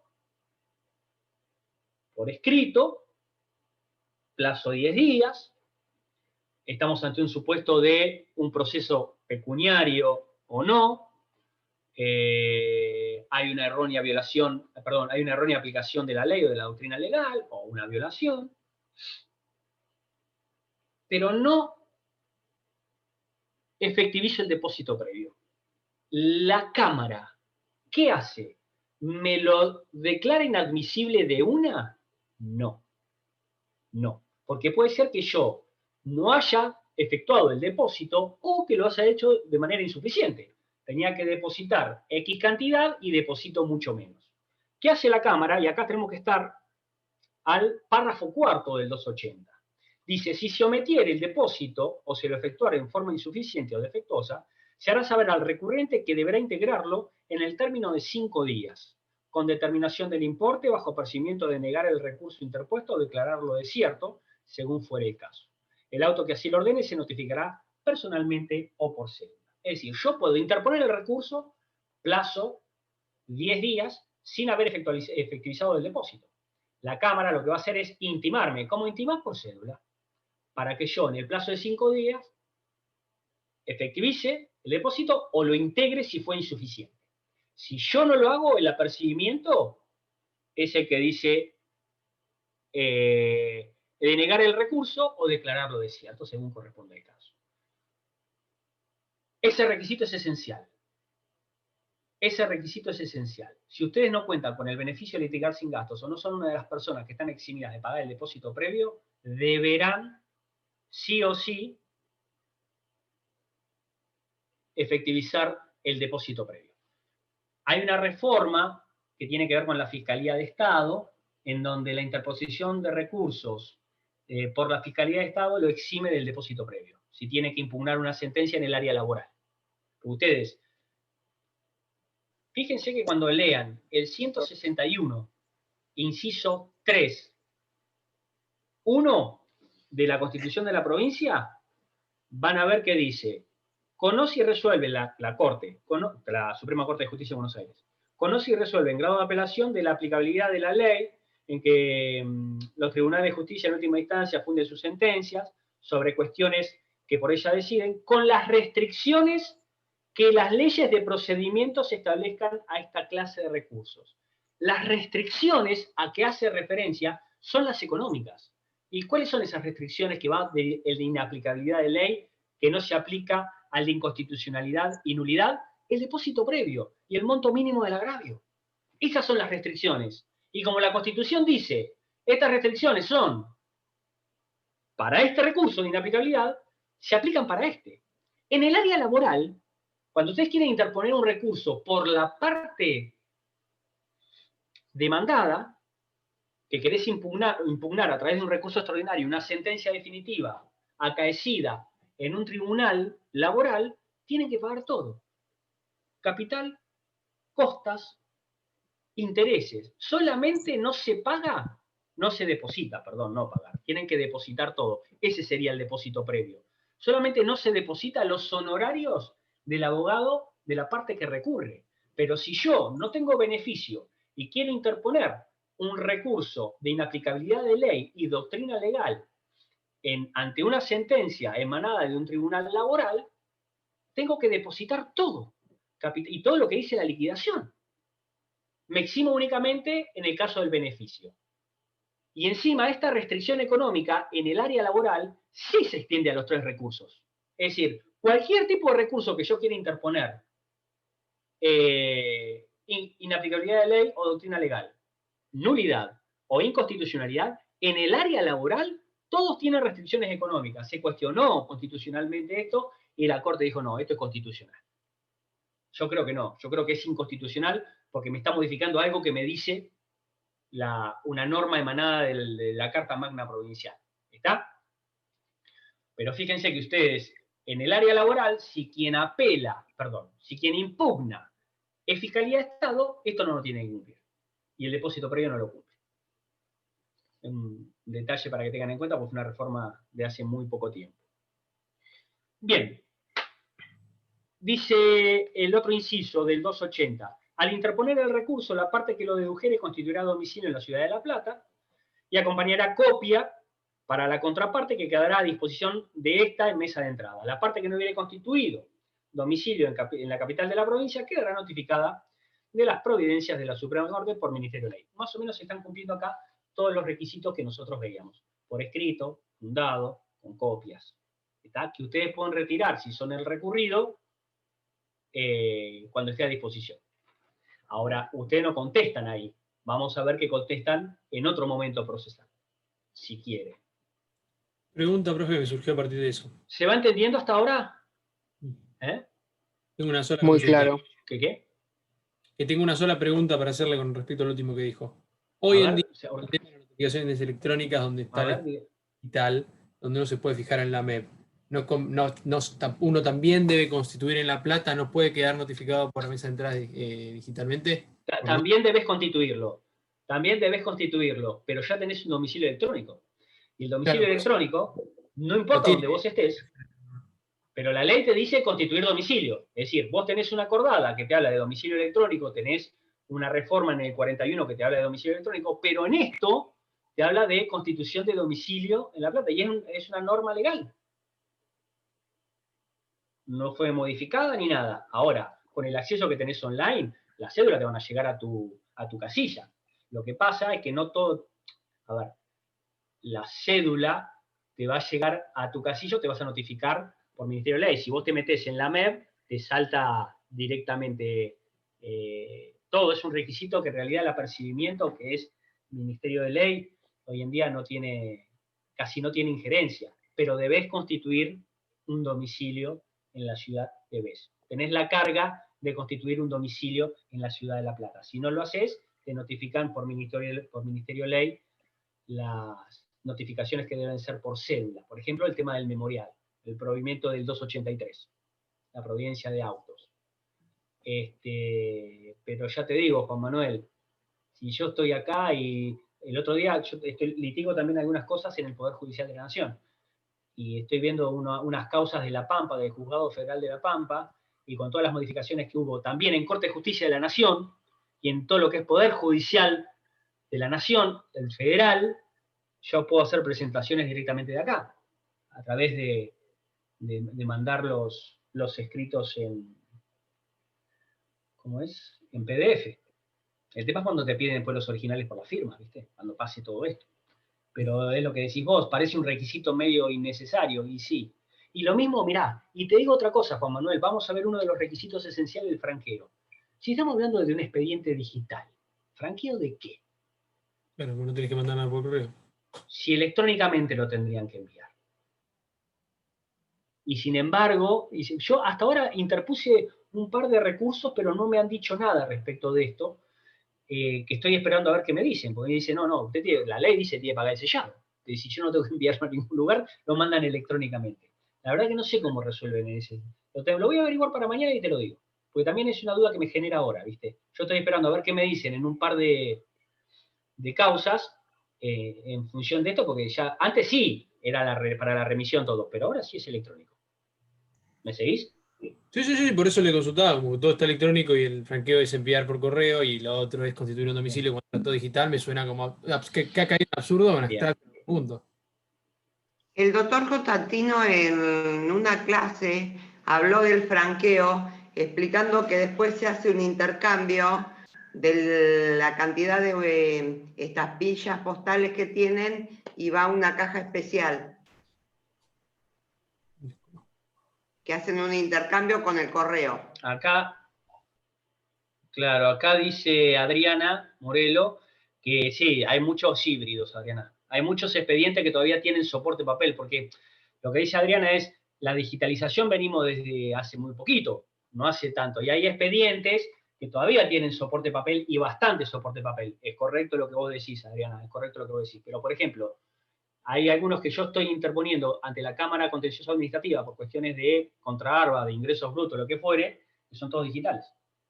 Entonces yo quiero ver qué me dicen en esos supuestos respecto del sellado. Bueno, sigamos.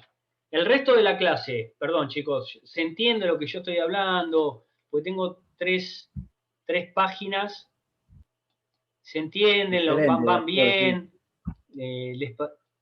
Sí, cualquier cosa por me ahora se preguntan, entiende porque claro. yo a veces me voy rodando bastante y es un tema que lo he dado tanto que a veces me parece sencillo, pero no lo es.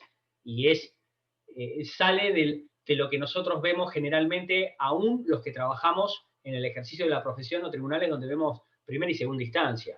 Extraordinario no se ve tanto. Hay algunos estudios que sí, que se especializan más.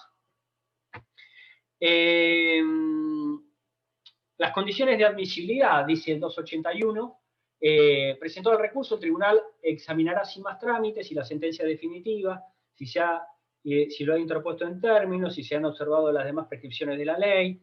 ¿Qué es lo que está diciendo acá? Este es el primer examen de admisibilidad. El 281 habla del primer examen de admisibilidad. Y la admisibilidad dijimos que tenía que ver con las formas. ¿Está? Fíjense que habla del tipo de resolución, del plazo y de las más prescripciones de la ley, que tiene que ver con los otros requisitos formales o de admisibilidad. Es eso lo que mira la Cámara. La Cámara no va a ver nunca el fondo de la cuestión porque eso está reservado para que lo resuelva la Corte. ¿Está? La Corte Provincial. Fíjense que la Cámara, ante la interposición del recurso, hace el primer examen de admisibilidad y ¿qué va a decir? O se admite el recurso y lo eleva, si se cumple con el 282, o lo deniega. Es decir, en el primer examen de admisibilidad, o te deja pasar o no te deja pasar. Y si no te deja pasar, te dice por qué. Te tiene que decir por qué. Y en función de eso, a vos se te abre la posibilidad de irte en queja. Ustedes saben que la queja, a diferencia de otros recursos, es la presentación ante el tribunal que tiene que resolver. No ya es la presentación de un recurso ante el tribunal que resolvió, sino que es la presentación directa ante el tribunal que tiene que resolver. Entonces, fíjense que en el 281 dice, cuando habla de todos los requisitos, de todo el examen de admisibilidad, de los tres incisos, dice, enseguida se limitará a dictar la resolución admitiendo o denegando el recurso. Esta resolución será fundada. Cuando se admita el recurso, se expresará que concurre para hacerlo todas las circunstancias necesarias al respecto, que se referirán. Cuando lo deniegue, se especificará con precisión las circunstancias que falten. Dijimos, interpongo el recurso, primer examen de admisibilidad, y te dicen no, por esto y lo otro. A mí me abre la vía de la queja para ir a corte dentro del plazo que establece el Código Procesal y la acordada 1780 del 90 o 1790 del 80, una de esas dos. ¿Está? Ese es uno de los caminos. El otro es que me diga, se admite, es decir, hace el examen de admisibilidad, el primero, se cumplen todos los requisitos, dice que se cumplieron con todos los requisitos, entonces debería enviarlo a Cámara. Si cumple con todos los requisitos, se aplica el 282. Y el 282 vamos a ver que sí hace referencia al franqueo, que era lo que estábamos hablando hoy con los chicos. El 282 dice, si el tribunal concedente no tuviera su asiento en la Ciudad de La Plata, la resolución que admite el recurso contendrá emplazamiento al recurrente para que dentro de 5 días entregue en mesa de entrada y en sellos postales el valor del franqueo que corresponda para la remisión de los autos a la Suprema Corte y su oportuna devolución, que era lo que también decía Ana, que recordaba una charla del doctor Constantino. Es decir, el franqueo es los gastos por remitirlo y por devolverlo. Si vos estás litigando en La Plata, no necesitas cumplir con esto. La remisión y devolución se hará de oficio en el caso que indicara, bueno, si vos tenés beneficio de litigar sin gasto, no tenés que pagarlo. O si sos una de las personas de las mencionadas en el párrafo tercero del 280, obvio, ¿no? Si ustedes, como recurrente, omitieran entregar el franqueo, se declara desierto el recurso. Fíjense en el apercibimiento. Vos podés no constituir domicilio en La Plata, que se te tiene notificado por Ministerio de Ley, pero no adjuntás el franqueo y la sanción es la misma que la falta del depósito. Para que vean. Dice, los autos serán enviados a la Corte dentro de los 2 días siguientes de quedar las partes notificadas de la concesión del recurso o de quedar lo mismo en estado para su remisión. Las resoluciones a que hace referencia este artículo se notificarán por cédula. Así que el franqueo y los montos, ese emplazamiento, debería ser notificado a ustedes por cédula. Ya terminó acá este trámite en el departamento judicial. ¿Está? Resolución de la Cámara o del Tribunal de Instancia Única. Entendemos que hay una errónea aplicación de la ley o de la doctrina legal o una violación de las mismas. Interponemos recurso dentro del plazo, cumplimos con todos los requisitos. Dijimos, si me dicen no, me dicen por qué, me voy en queja. Si me dicen sí, adjunto los sellos postales para el franqueo y se va a corte. Hasta ahí estamos. ¿Se entendió este procedimiento, estos pasos? Bien. Ahora arrancamos, nos quedan 15 minutos, y arrancamos viendo cómo es el paso ya ingresando a corte. Hasta el 282 es lo que pasa en segunda instancia o en el Tribunal de Instancia Única. A partir del 283 vemos qué es lo que pasa en corte. ¿Está? El 283 habla de una providencia de autos. Habla de una providencia de autos. Tengo acá a mi compañero de estudio, que es mi perro, y cada vez que doy clase me mira, como diciendo de qué está hablando este muchacho. Pero bueno, le voy a sacar buen procesalista a mi perro. 283, providencia de autos. Dice, recibido el expediente en la Corte, el secretario dará cuenta, y el presidente previa vista, cuando corresponda al Procurador General, dictará la providencia de autos que será notificada en el domicilio constituido por los interesados. Las demás providencias quedarán notificadas por Ministerio de la Ley. ¿Qué es esta providencia de autos? Ingresa a la Corte, se le da entrada, en la mesa de entrada, van a ver si ustedes se meten en la MEV, que es la mesa de entradas virtual, y se van a la Corte, van a ver que hay una secretaría laboral, una secretaría civil y comercial, una secretaría de demandas originarias. Cuando ingresa a la Corte, se le da un número, se la ingresa dentro de la base de datos de la Corte. Si tiene que darse vista al procurador, se le da, porque en algunos supuestos se le da vista al Procurador General, otros no hace falta. Y se dicta esta providencia de autos y se notifica a los interesados en el domicilio constituido en La Plata. ¿Cuándo hace el segundo examen de admisibilidad la Corte? ¿Y por qué es importante esto? Esa providencia de autos es el punto inicial para que yo cuente esos 10 días para presentar el memorial. El memorial puede ser presentado por la parte que presentó el recurso, que ya está fundado el recurso y se basta a sí mismo, O también puede ser presentado por el recurrido, porque es el momento procesal para que él sea escuchado. Recuerden que cuando el recurrente interpuso el recurso, adjuntó la copia. El recurrido pudo retirar la copia, pero no presentó nada ahí en cámara y en el tribunal de instancia única. Porque el momento procesal para que él lo haga es en la presentación del memorial. Y esos 10 días se cuentan desde el provimiento que me notifican, ese provimiento de autos. Ahora yo me pregunto, ¿en qué momento hace la Corte el doble examen de admisibilidad o el segundo examen de admisibilidad? Y acá es una cuestión, para mí técnica, para mí técnica. Hay autores que ni se detienen en esto, pero para mí es una cuestión técnica. Dijimos, estos recursos, como todos los recursos, donde hay una instancia a la cual nosotros accedemos. Lo mismo pasa este doble examen de admisibilidad en primera instancia y en cámara. Este doble examen de admisibilidad también se ve en cámara y en corte con los recursos extraordinarios. En cámara está todo ok. En corte, ¿cuándo lo hace? Cámara ya me dijo que estaba todo bien, porque dice el artículo, el 281, si a vos te lo admiten, te tienen que decir que se cumplió con todo. Ahora, el segundo examen de admisibilidad, la Corte, ¿cuándo lo hace? ¿En este provimiento o lo hace después al momento de dictar sentencia?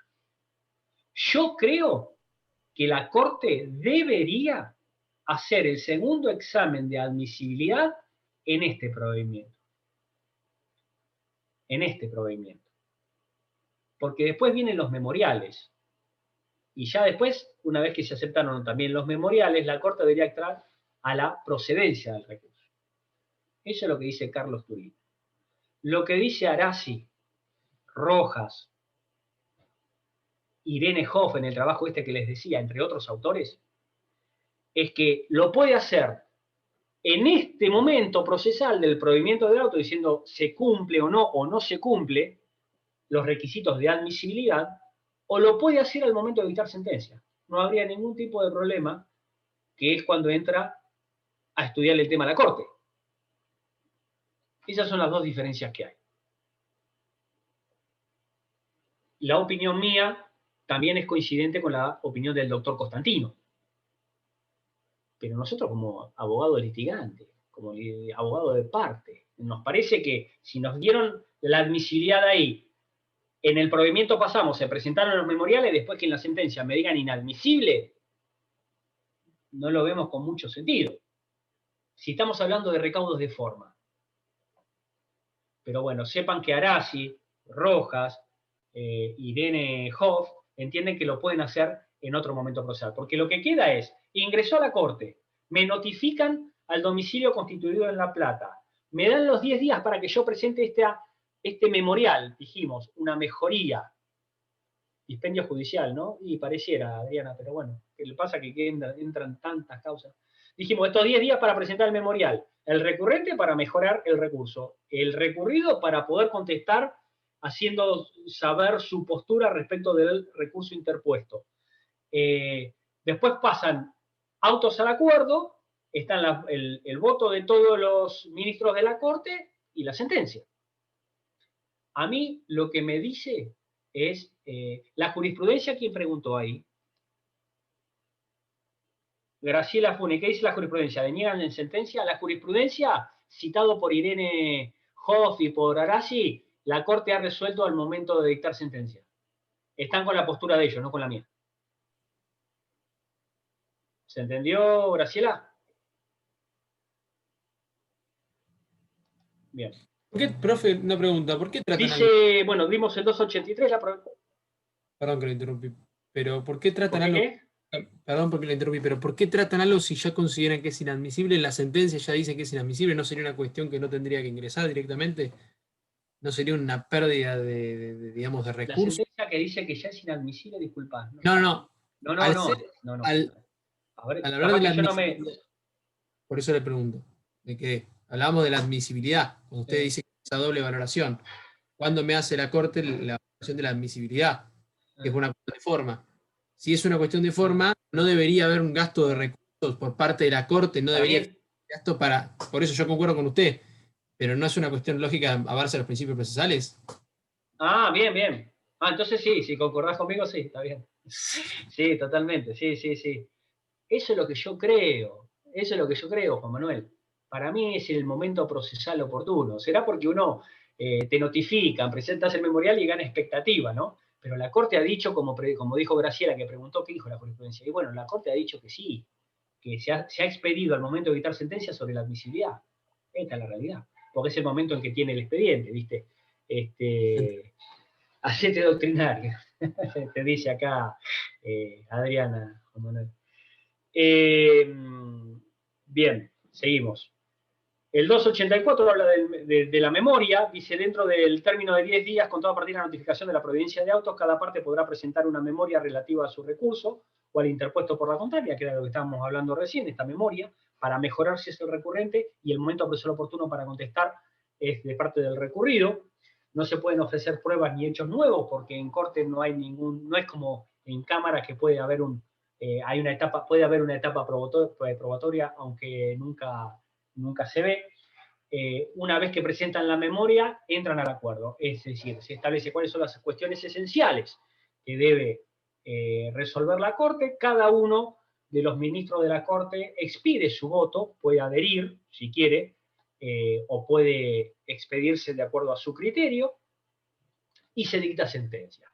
Ustedes cuando ven los fallos de Corte van a ver que dice, lo primero que dice el fallo de Corte es acuerdo. Establece cuáles son las cuestiones esenciales y hay un desarrollo. Lo primero que desarrolla, es decir, dice acuerdo, cuál es el expediente, la fecha y demás, cuál es el sorteo, quién va a votar primero y quién va a seguir después, cuáles son las cuestiones esenciales, y el que vota primero, lo primero que hace es un raconto o síntesis de lo que ha ocurrido hasta ese momento.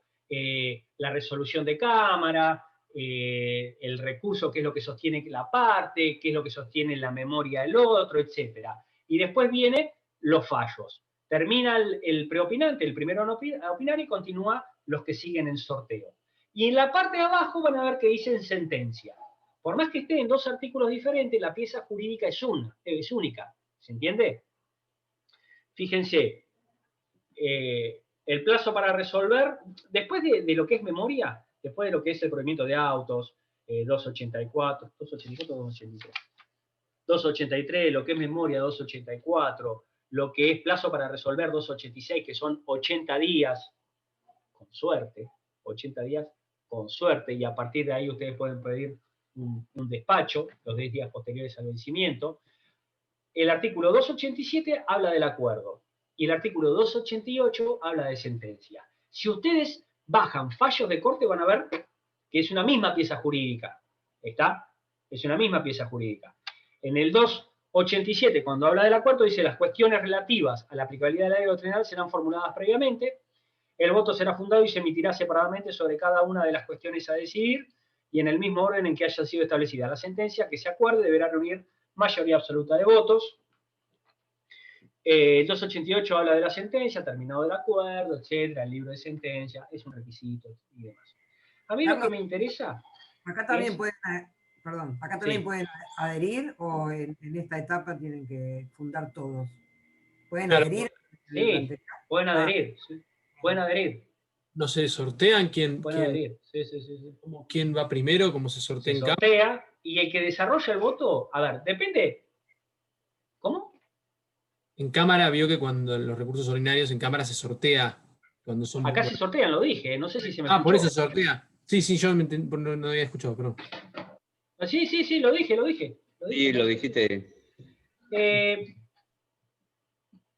Bien. Me interesa, a mí, el acuerdo, sentencia, perfecto, ya vieron todo eso de sencillo porque es del código. Es el contenido de la sentencia. Porque el contenido de la sentencia hace referencia a la casación positiva. Porque estamos hablando de inaplicabilidad de ley. ¿Está? Estamos hablando de inaplicabilidad de ley. Dice el 289. Cuando la Suprema Corte estimare que la sentencia recurrida ha violado o aplicado erróneamente la ley o doctrina, su pronunciamiento deberá contener la declaración que señale la violación o errónea aplicación de la ley o doctrina que fundamentó la sentencia y la resolución del litigio con arreglo a la ley o doctrina que se declaran aplicables. Esto es casación positiva. Es decir, revoca El fallo manifiesta cuál es el error, pero además resuelve.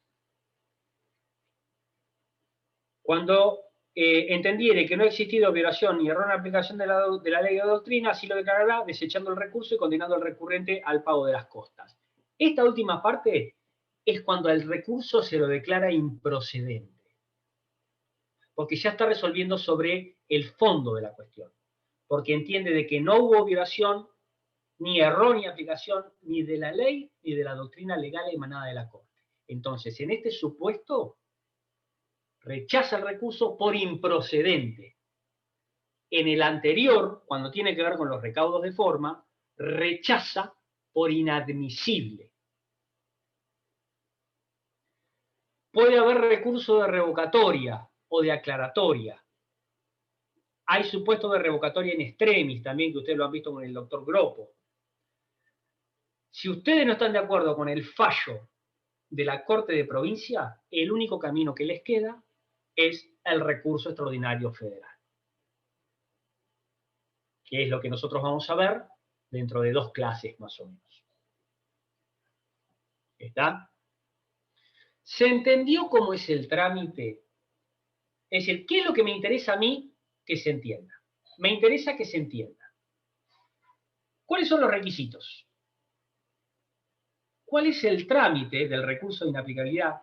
Ustedes ya van a ver cuáles son los recursos y más, eso es obvio, ¿no? Pero en lo que es recurso de inaplicabilidad de ley, concepto, ¿cuándo procede? ¿Cuáles son los requisitos? ¿Y cómo es el trámite? Porque este mismo trámite se va a dar en los otros 2 recursos, en el de nulidad y en el de inconstitucionalidad. Me queda una sola cosita que les quiero decir, y ya los voy a dejar porque me quedan 2 minutos. Por creación pretoriana, uno de los supuestos es absurdo en la valoración de la prueba. Dijimos, los recursos extraordinarios se trata de cuestiones de derecho, no de hecho. Pero la Corte ha admitido cuestiones de hecho y de prueba. ¿Y cuándo se configura el absurdo? Y esto es excepcional, pero cabe la posibilidad de interponer un recurso donde se trate una cuestión de esta índole. Los supuestos son cuando hay un desvío de las reglas del pensar, de la lógica o el sentido común, cuando hay una grosera desinterpretación del material probatorio aportado, y cuando hay un error grave y manifiesto que condujera a conclusiones inconciliables con las constancias de auto. Es decir, me resolvieron esto y no se condice con la prueba producida en autos. Es tan grosero que esta resolución, que se llama formalmente sentencia definitiva, no reviste la calidad de tal porque no soporta el tamiz constitucional. Es muy similar al supuesto a uno de los supuestos que nosotros vamos a ver cuando hablemos de sentencia arbitraria al momento de estudiar el recurso extraordinario federal. Pero la valoración de la prueba que hace el órgano jurisdiccional al momento de emitir su fallo que se encuentra impugnado a través del recurso de inaplicabilidad de ley y doctrina legal, ese fallo no es un fallo que sea lo que la Constitución prevé para un fallo. ¿Se entendió? No se puede fumar, Adriana. Profe. Un chiste. Sí. Terminado. ¿Podrías repetir el último, Perdón, es por pretoriana. favor? Sí, está bien. ¿Absurdo en la valoración de la prueba? Sí. Cuando se constata, hay 3 supuestos que yo lo anoté porque además es lo que generalmente se ve. Cuando se constata un error grave y manifiesto que condujera a conclusiones inconciliables con la constancia de auto. ¿Qué significa? Si yo tengo toda esta prueba que me dice A, ¿por qué me resolvés B? Pero debe ser grosera. Distinto es cuando el juez, que no se ve obligado a citar toda la prueba, sino aquella que fundamenta su fallo. Ustedes lo vieron a esto. Puede apartar todo menos de Pero la es tan grosero el error, exactamente, que es tan grosero el error que es inconciliable. Es decir, no podés conciliar lo que me resolvió el juez con las constancias de autos. Ese es uno. El 2, que es muy similar, es desinterpretar el material probatorio. Por eso estamos hablando de que acá, en este supuesto excepcional de absurdo en la valoración de la prueba, en donde la herramienta jurídica recursiva es el de inaplicabilidad de ley, se cuestionan estas cosas. Es decir, la conclusión, la sentencia, no se condice con la prueba. Y si a mí la Corte de Provincia me dice, me confirma el fallo, me va a dar lugar a un recurso extraordinario federal por el mismo supuesto, porque estaríamos ante un supuesto de sentencia arbitraria.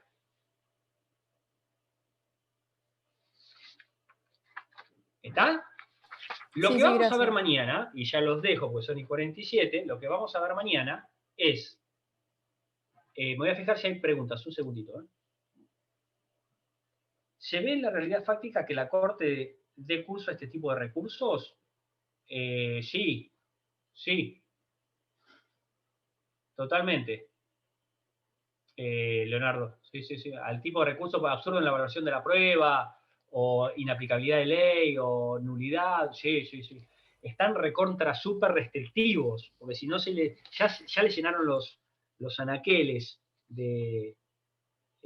¿Puede pedir artículo de lo que... ¿Puede repetir? Agostina, perdón. Artículo 279. Agreguen el lápiz como supuestos absurdos en la valoración de la prueba y cuando hay una cuestión federal. Eso es lo que le había dicho. Mañana vamos a ver, chicos.